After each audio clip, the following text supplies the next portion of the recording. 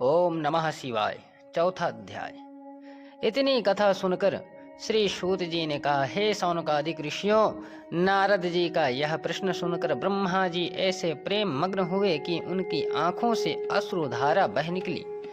उन्हें तन मन स्त्री पुत्र घर द्वार आदि किसी का भी कुछ ध्यान न रहा। बहुत देर बाद जब वे प्रकृतिस्थ हुए तब शिव शिव कहते तथा शिव जी का ध्यान करते हुए हंसकर बोले, हे नारद, तुम्हें बहुत बहुत धन्यवाद है। तुमने मेरे संपूर्ण कुल को मुक्त कर दिया, क्योंकि तुम्हारे हृदय में भगवान सदाशिव की भक्ति उत्पन्न हुई है। इस प्रकार प्रशंसा करने के उपरांत पितामह ब्रह्मा जी ने नारद जी से कहा, हे पुत्र, मैं सर्वप्रथम अपनी बुद्धि के अनुसार भगवान सदाशिव के निर्गुण चरित्र का वर्णन करूंगा। तदुपरांत उनकी सगुण महिमा को कहूंगा। तुम्हें यह जान लेना चाहिए कि जिस समय सृष्टि का कहीं चिन्ह भी ना था, उस समय भगवान सदाशिव ही निर्गुण रूप से सर्वत्र व्याप्त सच्चिदानंद स्वरूप एकमात्र परब्रह्म थे।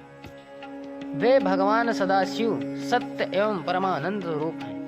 वे मन तथा वचन के स्वामी हैं और नाम रूप से हीन हैं। वे किसी के वशीभूत ना तो देखने में आते हैं और ना कोई उनका आदि अंत ही जानता है। वे किसी के वशीभूत न होकर संपूर्ण सृष्टि के स्वामी बने हुए हैं। वे ही मनुष्यों के कर्मों के साक्षी हैं तथा सर्वव्यापक होते हुए भी सबसे भिन्न रहते हैं। हे नारद, उन शिवजी की स्तुति करने में सहस्त्र फणधारी शेषनाग भी हार गए हैं। योगी लोग उनका भजन करते हैं, परंतु उनके आदि और अंत को नहीं जान पाते। वे निर्गुण स्वरूप वाले प्रभु बिना कान के ही सब कुछ सुन सकते हैं, बिना आँख के ही सब कुछ देख सकते हैं, बिना नाक के ही संपूर्ण सुगंधियों को सूंघ लेते हैं, बिना मुख के ही संपूर्ण पदार्थों का भोजन करते हैं, बिना जिह्वा के संपूर्ण विद्या को पढ़ते हैं। जिन स्वामी को ऐसी विचित्र महिमा है, उनकी स्तुति भला किस प्रकार की जा सकती है। हे नारद, ऐसे निर्गुण स्वरूप भगवान सदाशिव ने जब अपने मन में यह इच्छा की हम एक से अनेक हो जाएं, उस समय वे सगुण रूप हो गए। उनके निर्गुण एवं सगुण रूप में कोई अंतर नहीं है। उन्होंने विष्णु और ब्रह्मा को उत्पन्न किया है एवं वे ही संपूर्ण प्राणियों में प्रतिष्ठित विराट स्वरूप हैं। उनके सहस्र नाम हैं, जिनमें शिव, शंकर, हर, नाथ, महेश, परमदेव, वामदेव, जगदीश्वर, परमेश्वर, परमात्मा, ब्रह्म, गिरीश, शंभु, सदाशिव, अनीश, विविध, पार्वतीपति, चक्री, त्रिशूलपाणी, ईश्वर, सुखदाता, अनादि, अनंत, सर्व आदि संसार में अधिक प्रसिद्ध हैं।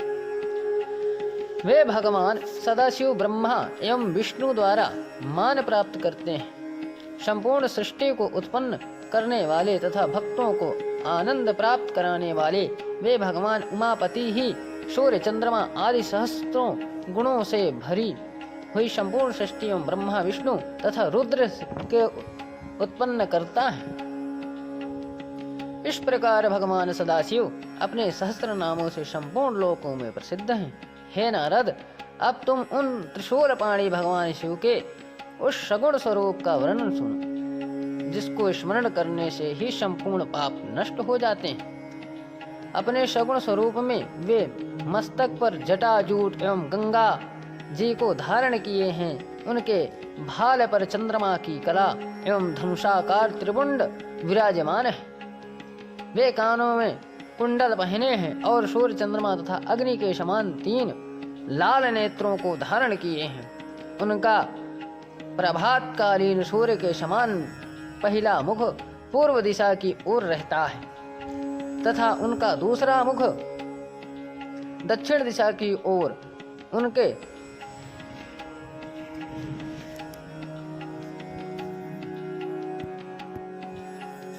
कंठ में 3 लकीरें हैं उस कंठ में विराजित हलाहल की श्यामलता भक्तों के मन को अनायास ही हर लेती है। वे अपने गले में मुंडों की माला धारण किए रहते हैं और हाथ में त्रिशूल लिए रहते हैं। उन्हें कोई चतुर्भुज और कोई पंचमुख कहता है। कईयों ने उन्हें 10 भुजाधारी भी कहा है। वे अपने उन हाथों में भिन्न भिन्न प्रकार के शस्त्र लिए रहते हैं।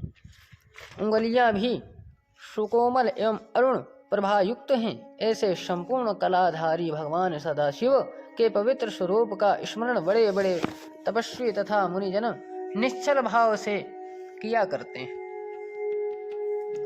हे नारद, जिस प्रकार शिव जी के अनेकों स्वरूप हैं, उसी प्रकार उनका ध्यान करने की क्रियाएं भी असंख्य हैं, परंतु उन्हें जानने वाले बहुत कम लोग ही पाए जाते हैं। भगवान सदाशिव की महिमा, स्वरूप तथा नामों की कोई गिनती नहीं हो सकती। वेदों का नाम भी न जाने वाले गज और गणिका जैसे असंख्य महापापी मूर्खों ने जो मुक्ति प्राप्त की, उनका एकमात्र कारण यही है कि उन पर भगवान श्री त्रिशूलपाणि ने स्वयं ही कृपा कर दी थी।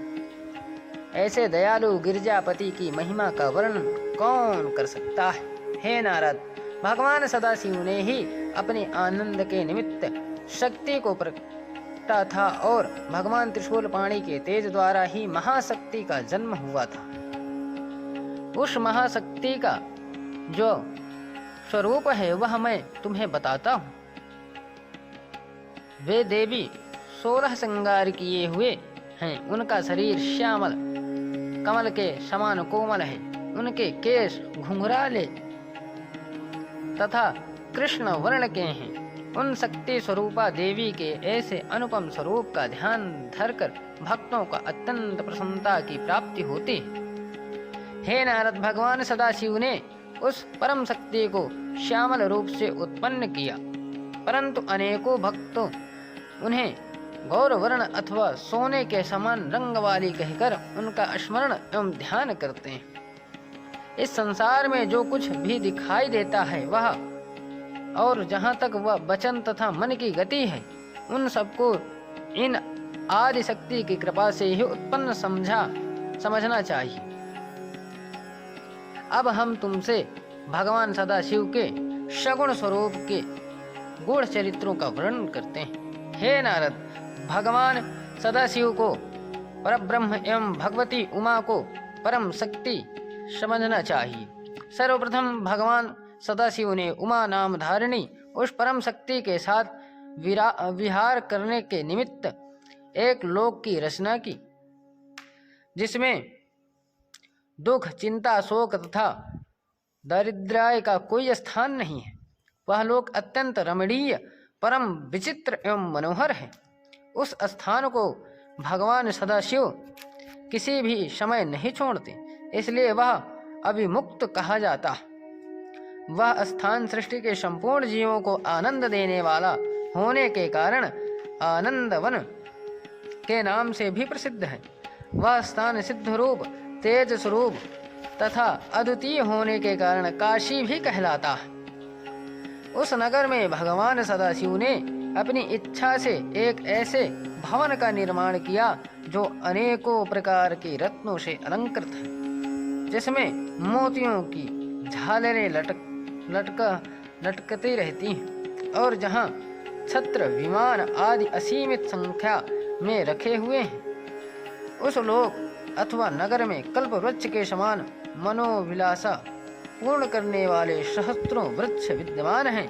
उस भवन को भगवान सदाशिव ने अपनी आदि शक्ति सहित सुशोभित किया है। उन्होंने परम शक्ति को संबोधित करते हुए कहा, हे प्रिय, यह लोक अत्यंत उत्तम, परम पवित्र एवं प्रसन्नता प्रदान करने वाला है।